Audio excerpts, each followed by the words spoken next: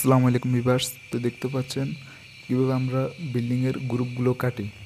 তো অবশ্যই গ্রুপ কাটার জন্য অবশ্যই আপনাদেরকে ক্যালেন্ডার ইউজ করতে হবে। তো সেই ক্ষেত্রে আপনাদেরকে অবশ্যই সেফটি খেয়াল রাখতে হবে যাতে আপনারা ক্যালেন্ডার ঠিকমতো চালাতে পারেন। যদি এটা আপনারা ঠিকভাবে চালাতে না পারেন তাহলে কোনো দুর্ঘটনাও ঘটতে পারে। তো কীভাবে আমরা গ্রুপ কাটবো সেটা জানার জন্য আপনারা আমাদের এই ভিডিওটা শেষ পর্যন্ত দেখতে থাকুন। তো এই ভিডিওটা দেখার পর আপনারা বুঝতে পারবেন কীভাবে আমরা গ্রুপ কাটবো এবং পরবর্তীতে এগুলো কাটার পর সেই অনুযায়ী আমরা সেনামা তুল দিয়ে এগুলোকে ক্লিয়ার করে নিব। তো ভিউয়ার্স, এখানে আমরা একটা পয়েন্টের জন্য গ্রুপ কাটবো। তো আপনারা আমাদের এই ভিডিওটা শেষ পর্যন্ত দেখুন, তো আশা করি বুঝতে পারবেন। যদি আপনাদের বুঝতে অসুবিধা হয় তাহলে অবশ্যই আমাদেরকে কমেন্ট করে জানাবেন। তো ভিউয়ার্স, অবশ্যই ভিডিওটা শেষ পর্যন্ত দেখতে থাকবেন।